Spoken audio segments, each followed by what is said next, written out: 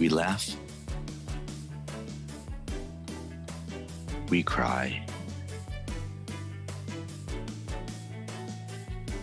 We learn.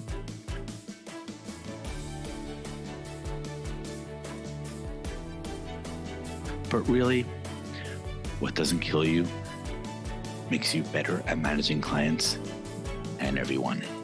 I'm Morgan Friedman, and this is Client Horror Stories. Hey everyone, I'm honored to have the one and only and awesome Dave Bates with me today. How are you doing, Dave? I'm doing great, thank you. It's the right energy and attitude to talk about a horror story. So let's jump right in. Dave, I have coffee in my hand and I'm ready to hear your story.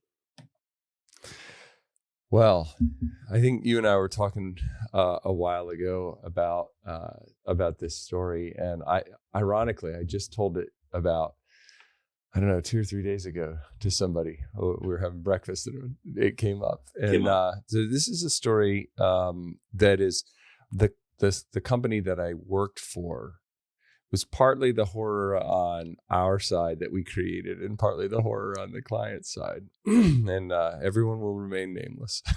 So Perfect. as to protect the guilty. The story actually starts earlier than when you and I were talking about this story. And so I was working with a consulting firm, and we were working on a big pharmaceutical project here in town. I was the only employee that lived in this town. We didn't have anybody else here, but the client was in a place up the road. So my boss called one day. I was a senior project manager or a principal consultant. He called me one day and he said, "Hey, could you just roll over? They're going to be doing some training. Can you just roll over and check on the project? I'm hearing some things. I want to find out how things are going." So sure, happy to go and roll over there and see what's going on. So I sit down in the training session, and the training session starts, and at the first break, the project sponsor comes over and says, "I'm sending everybody back to work, canceling training." And and so I said, "Tell me a little bit about why you're canceling training." And it really came down to the trainer coming to the class and saying, "What do you want to learn about today? What is your goal for training?" Which is a traditional training question to ask. Right. But the people were sitting there saying, "We came to training to learn how to use this new system that you've built for us." And he said, "Sure, but what do you really want to get out of training?" And so it was just not a good thing. And so she had made her decision that she was sending everybody after 2 hours, sending them back to work. By the way, And as a parenthetical, I want to observe, it happens to me fairly regularly, including just a few days ago, where you say the most innocuous things or the most standard things, and it like triggers the other person. So, well, to be fair, it was not going well. So that was kind of the thing that started it, but the content itself that was necessary for transmitting the knowledge about this new production control document management system, it was not good. It just objectively, I didn't even know anything about the project, but I could tell when I got there that it was not good. So I said, well, and the project manager that was assigned to the project wasn't anywhere around. I don't even to this day know where he was, but he wasn't on site for this training. I asked her if she would go ahead. This is a multi-day training. And I asked her if she would go ahead and have everybody come back in the morning. Told her I would have it fixed. I had no idea what needed to be done to fix it, but we would have something fixed in the morning. So she was dubious, but she agreed. I went back, took the team back to the hotel, and the technical lead showed up in the lobby at the time I asked him to, but the training lead didn't. So I called him and I said, "Hey, I need you to come down. We got to talk about what needs to be done to make the client happy." And he said, "No, I'm not coming down." And he actually got on an airplane and went back to Baltimore. So here I am with this guy I've never met, this tech lead that I've never met. And I'm sitting with him and I say, "What should we do?" And he says, "Well, this training has never been good. And they didn't listen to me because I'm just the engineer." So I asked him, what do you think it would take to make this training good. And we literally sat there all day and all night and rebuilt the next day of training. So at 5 o'clock in the morning, I got in the car and I drove to Kinko's and I had them produce that day's set of training material. And then that guy and I ran the training the very next day. So the engineer and the guy who knew nothing about the project ran the training. So at the end of the day, now understand, I had only met this engineer maybe less than 24 hours earlier before we started this training. By the end of the training session, the people in the class were asking us how often we had done this before, because it looked like, some comedy show. That it was good, positive comedy show, not a big joke. And so, but we still had another day of training to do. And so we did the same thing again that night and rebuilt the next day of training, came back and gave the training. Well, that turned out to be probably the biggest mistake of my life, saving the training. Because what that got me invited into, basically I told my boss up in Baltimore, this is a little bit of a concern. Here's what I would do. And he said, okay, well, go do it. Like, well, the other project manager is going to get ticked at me. This is his project and you're asking me to stomp around in his project. A couple of days later, now we get to the part of the story that I was telling you. Mm-hmm. Get invited by this guy. He says, hey, I'm kind of new to the project. He had come down from New Jersey. He said, I'm new to the project, trying to get my hands around what's going on. And he says, come have lunch with me. Okay, so I come have lunch with him. We're walking around. This is a manufacturing plant for pharmaceuticals. Lots and lots of people in the lunchroom. In the middle of the lunchroom is this 8-top table, completely empty. All 8 chairs were completely empty, which was kind of weird. There was no sign on it. There was nothing to indicate that it was reserved or anything like that. So we go in, we get our lunch trays, and we come out, and the table is still empty. So he says, how about if we sit here? And so we sat down and started eating. And then one by one, each of those other chairs filled up. And each of those other chairs were filled by a person who was a stakeholder in the project, who all wanted me to explain why their project was kind of a bonfire. They had loads of questions they wanted to get answers to. Now, this project was supposed to go live in about 2.5, 3 months, maybe 4. I don't remember. It was a long time ago. But short number of months. Where's our training plan? Well, what do you mean? There were 3 groups involved, and 2 of them had not yet had their training. What do you mean? Where's your training plan? Your project manager hasn't given you a training plan? Hasn't worked with you on training plan? What's our rollout plan? When do we get to see the beta version? Like, you haven't even seen it, and it's 3 months out from go live. Like, so we going all around this. They sabotaged me. They waylaid me. They invited me to a meal and then just tackled me. So I had to go back and talk to the boss. Before we go into your conversation with the boss, let's talk about that sabotage. I find this moment fascinating for a couple of reasons. First, a lot of the most important conversations happen by the water cooler in informal settings. So it actually seems to me to make sense. Like, if you're in a formal presentation, it's very hard to say, hey, how come this is happening? When you're just having lunch with someone, it's super easy to, what's the story? So as a result, I have to say, I kind of really like their sabotage. Yeah. Well, the big challenge was that their company owed our company a couple $100,000. And I didn't know that at this point yet. And they owed it to us, but technically we probably hadn't earned it. So yeah, I mean, I think there's an element of the informality of it. It just was, when you're not ready, when you're the person who's just coming in to, literally my charter in this was, hey, just go check on things and let me know what the temperature of the client is. Well, I got the temperature of the client, that's for sure. But no, nobody prepares you for that kind of thing. when were you ever in a class where they said, oh, and by the way, if you're on a $1 million+ contract and all of a sudden you find yourself surrounded by 8 hostile people or 7 hostile people, here's what you do. They don't teach you that in project manager school. Maybe they do now, but they didn't then. It's just not a thing that you get trained in. You just are, whoa, well, that happened. I also think there's a deeper lesson, or let's say a more general lesson from that moment, which is many meetings aren't what they seem to be. In fact, a lot in life isn't what it seems to be. They invite you to talk about XYZ, but really they're doing it so that at the lunch hour they can show up and then get this other thing that you're not prepared for. And because you're not prepared for it, you're more likely to give unfiltered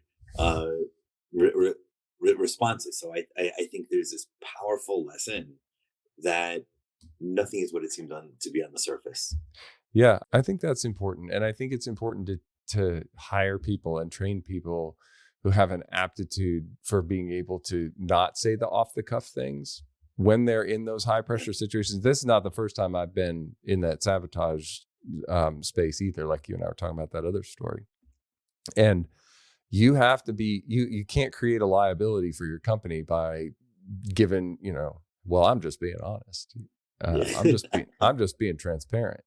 There's transparency, and then there's risk increasing transparency. So it's transparency with the lowercase t. Yeah, perhaps. Yeah, for sure. And so transparency in all caps. Yeah, right. All caps. Don't be transparent. Right. Yeah.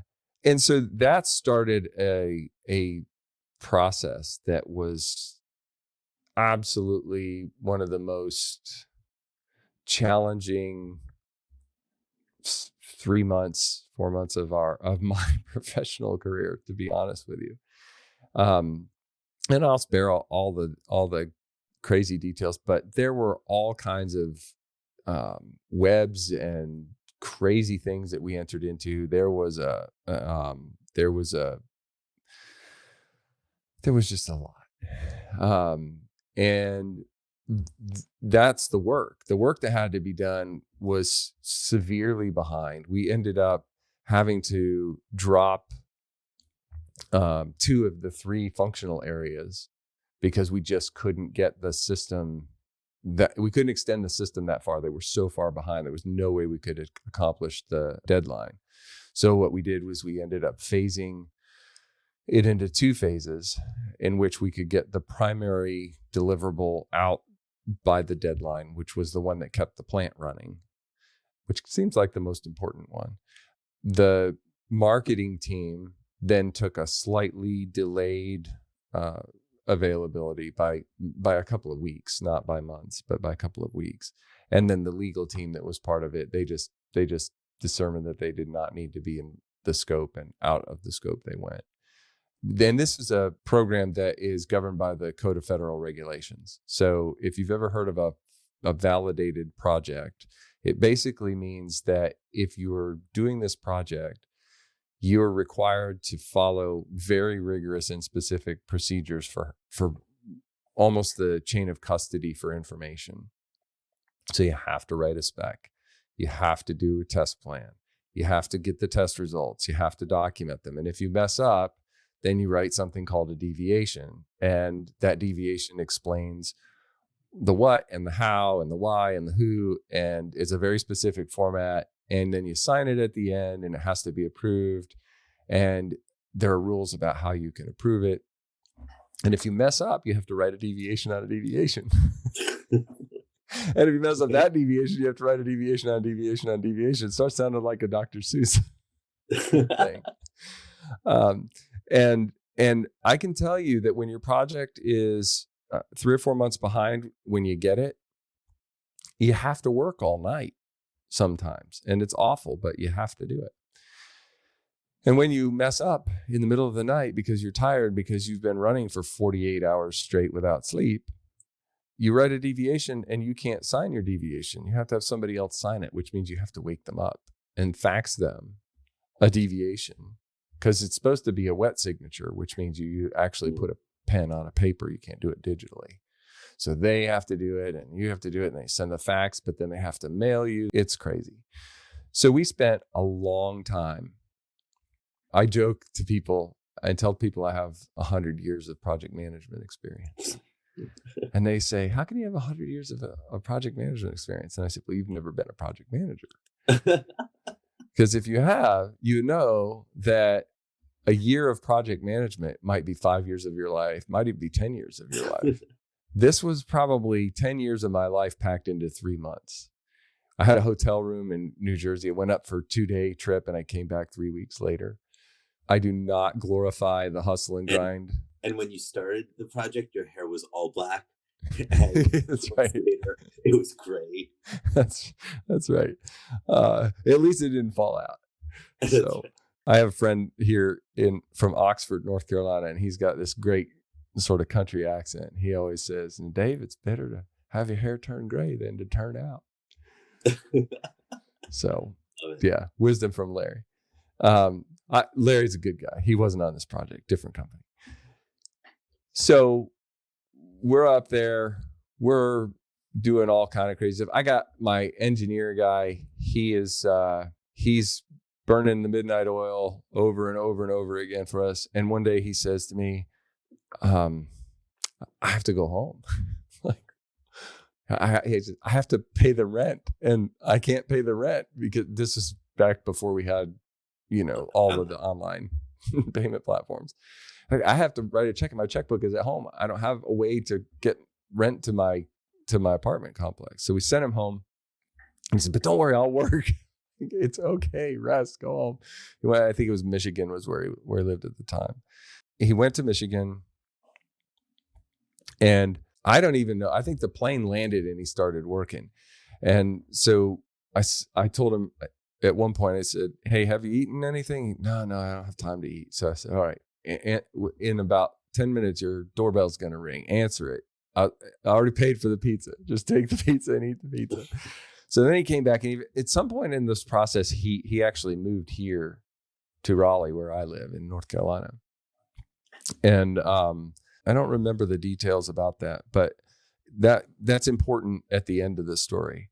So we're working, we're doing all this stuff.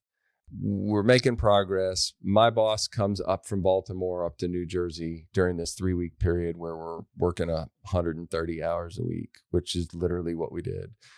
He comes up, he says, I don't have any idea how to help you guys, but I'm here. Give me something to do. So, we gave him something to do, and he helped, and it was fantastic. And in the middle of it, the project manager on our side quit.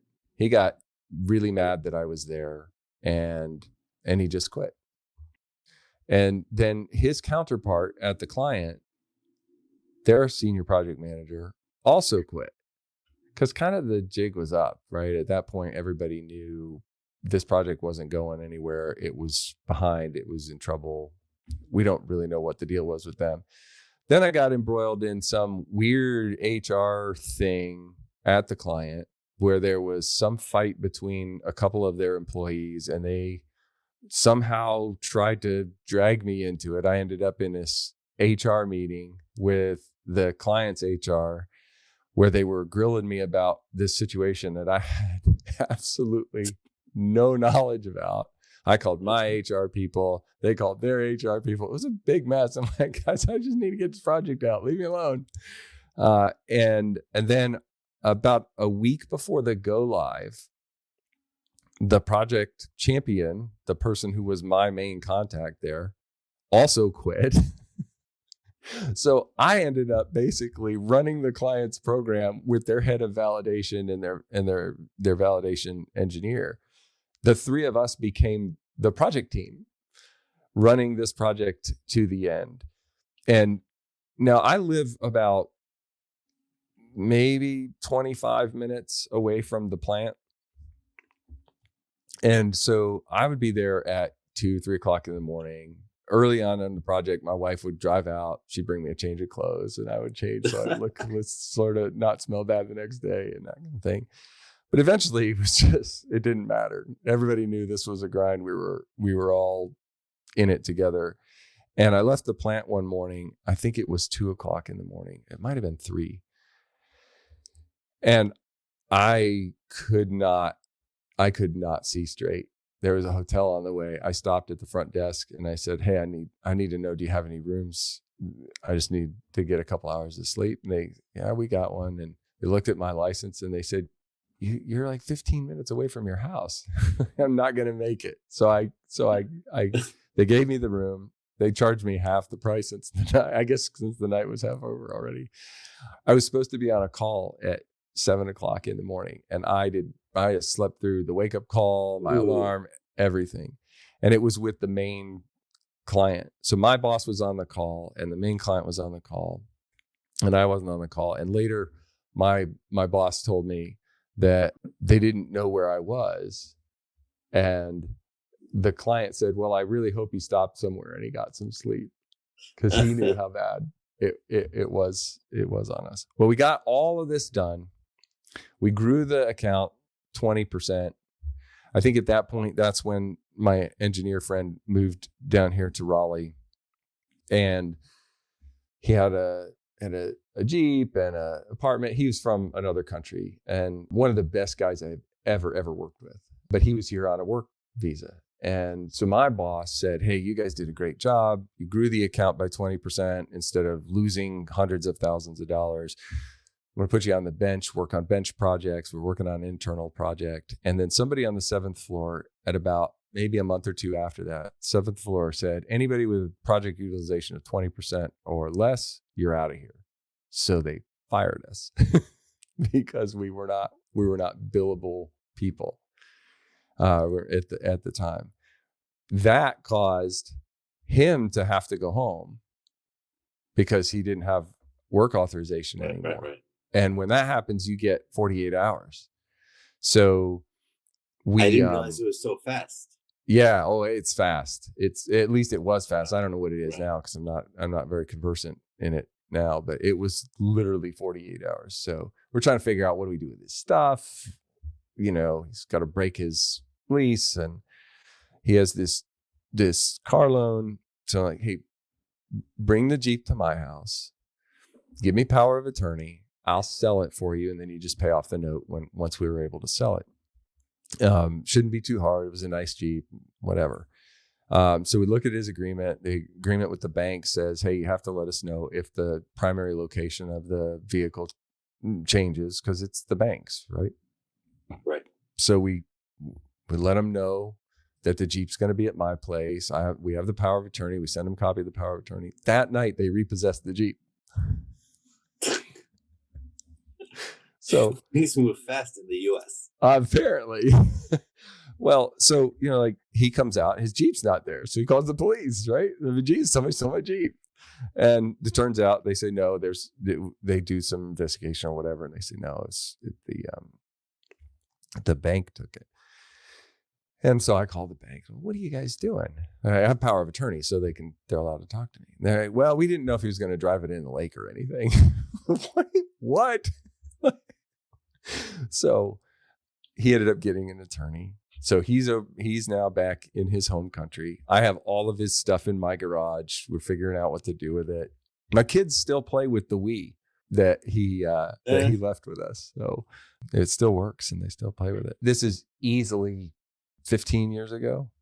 So he ended up getting an attorney. The bank paid him the full face value of the Jeep. He was able to buy his parents a nice home in his home country with the amount of money that he got back for the Jeep. I had the opportunity after that to put in a bid to buy the group that laid me off, which was kind of cool. Ooh. Did you end up doing that? I didn't, because we ended up not being able to come to terms. Sort of our best and final was, I think, really, really generous to them for the amount of headcount we were going to take off of their hands. And they overvalued the intellectual property, as a lot of times people do.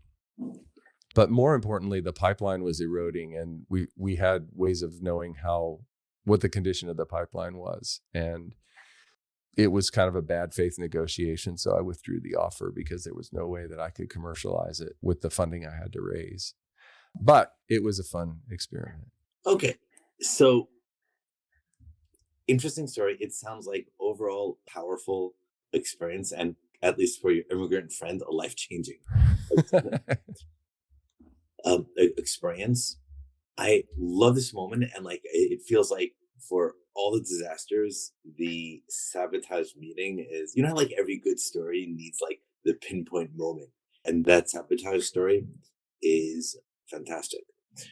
Um, Question: as a result of this whole experience, how did it change how you approach work, and how did it change you as a person? I think there's a couple of aspects of that. One thing is that during that period of time, I sacrificed a whole lot of stuff personally.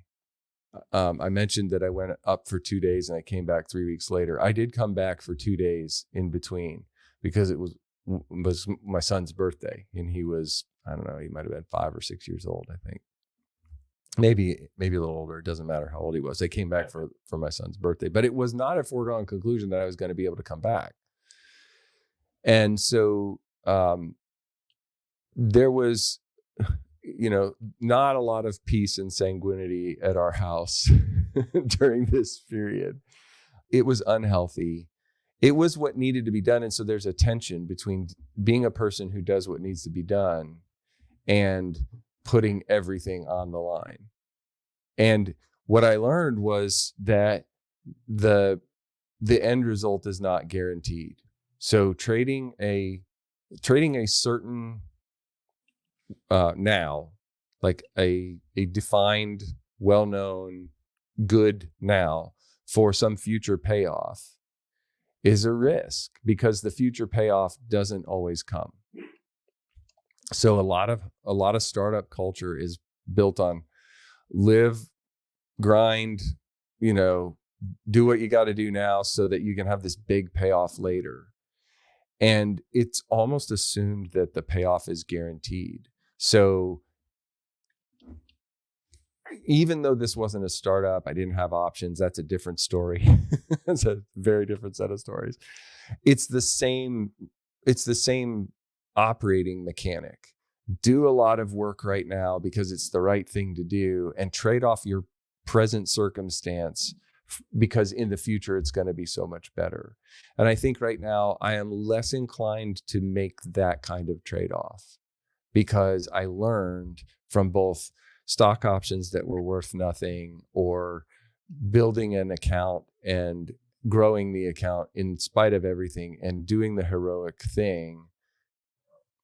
I ended up getting laid off, and the guy I worked with got laid off and deported, and so it's important to, in the calculus of doing this work, what am I trading off now because I think there's a certain future, and really evaluating whether or not that future is as certain as we think it is, because lots of things that could have gone wrong and didn't, thankfully. I think to do anything fundamentally risky, like take a job at an early startup, for example, your mind has to miscalculate the chance that it can go wrong. So, or said more simply, to do something crazy or risky, you have to be really, really optimistic to the point where you blind yourself to those downsides. Because if people were more rational about it, no one would probably ever start anything. Yeah, I don't know that it has to be that binary, to be honest with you. And I think this is where, as leaders and founders in particular, we have to be willing to tell a different story than that. So yeah, there are things, if you want to build a unicorn, I guess that's true. But if you look at all of the statistics, that optimism is incredibly poorly placed.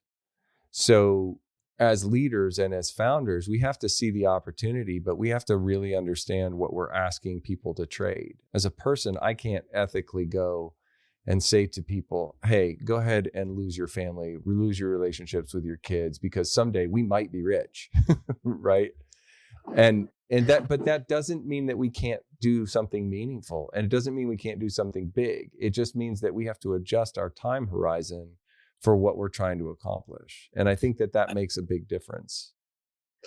I often compare starting a company to starting a rock band.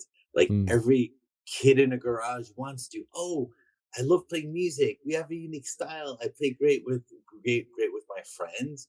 But the difference is, or let's say psychologically, the difference is you kind of know that 99.9999% of garage bands fail. And there's only one Beatles Right. or I guess Taylor Swift would be the metaphor to not feel old. But while with music, everyone realizes that almost everyone will fail. In startup business land, you don't realize that how much of a superstar economy it is. And so as a result, you think it's easy for you to be the next Taylor Swift, when in reality, you have to make tons of life sacrifices yourself. Yeah. Yep. I think it's important to be honest with ourselves about what we're willing to trade. In terms of managing the client as the project got challenging, I love the sabotage moment. In addition to the sabotage moment, are there other moments that happened that were good lessons for you? Or if not, were there any other, let's say, project management lessons, how to manage an unhappy client in a project that's going south, that you got directly from this experience? There's so many things to learn. When you get called into the client's office and they say, hey, we're not going to pay you the $400,000 that we owe you because we have to pay it to somebody else to fix what you guys broke. You can, as the person who kind of showed up, hey, just go check on things, find out how they're going. That was my charter. Hey, things are here. Then, they owe us $400,000. Thanks for letting me know that before I walked in his office. You're confronted with a really important choice in that moment, which is, am I going to engage or am I going to figure out how to get out of this? Am I going to meet the client where they are? Again, this is stuff they never teach you in project management school. They teach you how to calculate net present value and burn rate and how to build a Gantt chart. But when you're sitting there in front of the customer and they're upset because it's almost $500,000 in AR that you're supposed to be collecting and they can't, and they're angry with you, how do you move them from being angry with you to paying you $1.25 million by the time it's over? Well, there's only one way I know to do that, and that's to shut up and listen, right? To say, tell me what's wrong. I don't know what's wrong from your perspective. I can hold space for you to be emotional about it because, your job's on the line as a client. You've got this project that you've committed. Here's the severity for that client. The FDA issues something called a 483. And a 483 basically shuts your pharmaceutical manufacturing plant down. If you produce $1 million worth of product every single day through your plant and you get a 483, you can calculate the cost of loss as basically $1 million a day for every day that plant is offline. And that plant, that's just the revenue, not the cost. So you got all these employees that are milling about and don't have anything to do. And it takes more than a day to restart a manufacturing facility in operation. So if you get a 483, you're probably looking at the minimum of $3 to $5 million. So that's what this guy has to deal with. You have a project that you're not delivering on, and I have a very real risk that I'm going to be costing my company $3 to $5 million minimum if I don't fix it, but I don't know how to fix it. We got to really understand why a customer is frustrated, and we got to own the problem without admitting anything, And we don't have to admit anything as long as we can come up with a forward-looking plan. That's where a lot of this stuff goes wrong, is we get a defensive mode. Well, your guy, your project manager, and our project manager, and who cares? What we got to do is say, what does success look like? And is there any chance that we can get there? And that's the big lesson, is don't get defensive, just listen. And then go into the perspective of who do we need here in the room in order to come up with a plan that gets us from point A to point B? And then what resources do we need? How do we get there? How do we communicate about that on a daily, hourly, whatever basis that you need in order to help you have the confidence that we can actually get there? And that's probably the biggest lesson to take away from that, from a project management standpoint, of any of the many that there are. So I need to observe that everything you said now I thought was profound and even better than the sabotage story that got me excited earlier in the podcast. I like the sabotage story because it's this unexpected moment that they never prepare you for, and it's like, I can't believe people are actually that Machiavellian to sabotage you like that. But here it's like as we're winding down the podcast, it's getting deeper in a very powerful way. I love how you said it, where when someone's very angry with you, doesn't want to pay you $1 million, where you said, best strategy I know on how to deal with that is to shut up and listen. And it's incredible to me, a few things. First, how few human beings know that lesson. Even for human beings that know that lesson intellectually, actually internalize it, and how this goes far beyond project management to life management, for lack of a better word. So you're married, have a girlfriend, your life partner is very, very angry at you. Morgan, guess what the best strategy I know to do is to shut up and listen. And there's just this human reaction to want to defend yourself against unfair accusations. And it takes a lifetime of self-control to learn. Better than defending yourself is to, I love your words, to shut up and listen. Yeah. And just because you do it once doesn't mean you've mastered it. That is a good point.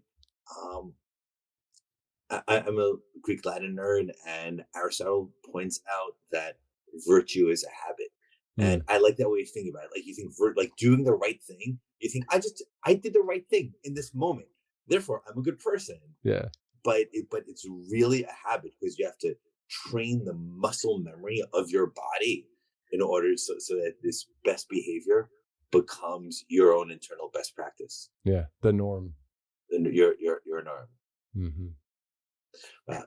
This was very deep and a perfect ending to the podcast. And as we wrap up, one of my goals with every episode is to get a new lesson out that hasn't come out in like the previous 70 or so episodes. And we got two: to prepare yourself for these like Machiavellian social sabotage moments that aren't in the meeting what's planned, but like it could be planning for the water cooler moment. And then and I also like the story on the power of shutting up and listening. I forgot to ask, did you shut up and listen? Did that end up getting them $1.25 million? And how did the story turn out? Well, the project was about $1 million project.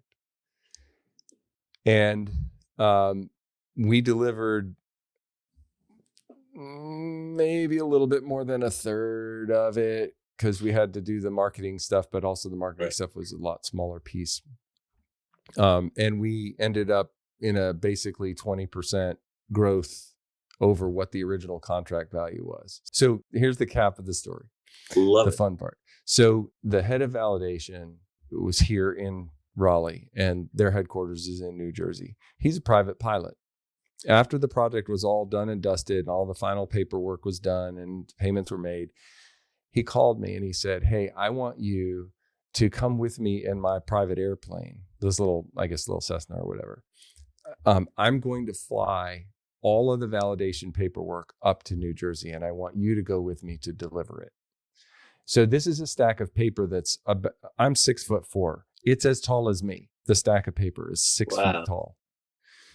So I had to go get special dispensation from my management team up in Baltimore and the risk managers and whatever to get on this guy's private airplane. And they said, look, if you sign off this piece of paper, because they had a thing, all business travel had to be commercial aviation. But if you sign this piece of paper, we'll let you fly up with him and deliver the paperwork to their headquarters. So I signed the piece of paper and then I get another call from him and he says, hey, listen, bad news. I did the math because, weight is a thing in a small airplane. He said, I can take you and me or me and the paper, but I can't take you and me and the paper. It's hysterical. So I'm really sorry. I would love for you to be able to go with me to carry this in and deliver it to my managers, but I'm going to have to do this. If you want to fly commercially up here, that's great, but my bosses wouldn't pay for it. And I just said, go ahead, do it. But just to be invited on the man's private plane to deliver the paper was more than ever being able to recover the revenue or grow the revenue. Even the delivering of the thing, that to me was the success, that the client knew I was bought in enough to his success that he would be willing to take me up and back in his private airplane to deliver the paperwork to his bosses, which was super cool. And it also shows that he respected you. So, and that is a great way to end any business relationship. For sure. And also a great way to end this podcast. Dave, it was wonderful having you. I love the story. I love the 2 new lessons and the capstone ending. And thank you for coming and being our guest. And everyone who's been watching us, I hope you made it to the end and enjoyed it just as much as we did. Thank you very much. Thanks.